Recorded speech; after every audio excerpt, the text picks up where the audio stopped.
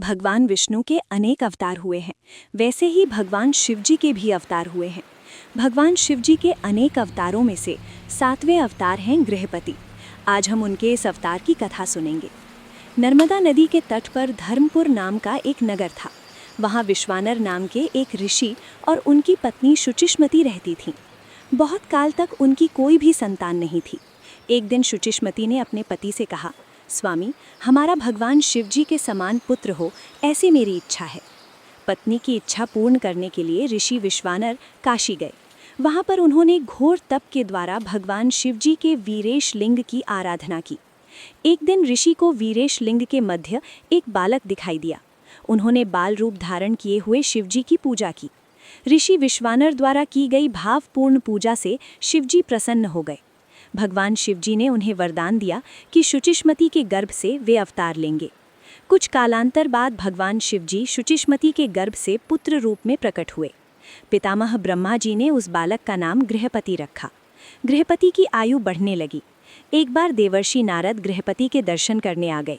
उन्होंने गृहपति को देखा और ऋषि विश्वानर से कहा, मुनिवर, ये बालक सर्वगुण संपन्न है, किंतु 12 वर्ष की आयु में इसे बिजली अथवा अग्नि द्वारा भय उत्पन्न होगा। ये सुनकर ऋषि विश्वानर दुखी हो गए। ऋषि विश्वानर और शुचिष्मति को गृहपति की चिंता होने लगी। अपने माता पिता को चिंतित देखकर बालक गृहपति ने उन्हें समझाया, माँ, पिताजी, आप दुखी न हो। मैं भगवान मृत्युंजय की आराधना करके महाकाल को प्रसन्न करूँगा, इसलिए आप लोग निश्चिंत रहें। इसके बाद गृहपति काशी गए और भगवान विश्वनाथ का दर्शन किया। उन्होंने शुभ मुहूर्त पर शिवलिंग की स्थापना की और शिवजी की आराधना करने लगे। कुछ दिनों के बाद देवराज इंद्र प्रकट हुए। उन्होंने कहा, गृहपति, मैं आपकी आराधना से प्रसन्न हुआ हूँ, कोई वरदान मांगे।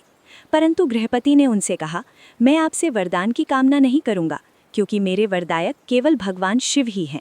ये सुनकर देवराज इंद्र अत्यंत क्रोधित होकर गृहपति पर प्रहार करने आगे बढ़े। उसी समय भगवान शिवजी प्रकट हो गए।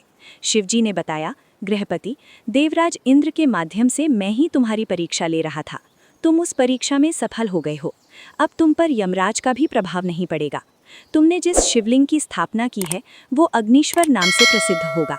इस शिवलिंग का दर्शन करने से व्यक्ति बिजली और अग्नि से भयभीत और पीड़ित नहीं होगा। हमारे शरीर में जो जठराग्नि है वही भगवान शंकर का गृहपति अवतार है।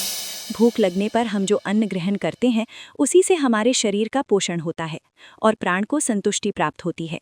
गृहपति की इस कथा से हमें संदेश मिलता है कि जठराग्नि को शांत करने के लिए जो भी कार्य करें वो धर्म के अनुसार हो, अर्थात भोजन मिलने हेतु के लिए हम जो धन कमाते हैं वो प्रामाणिकता से कमाया हुआ धन ही हो।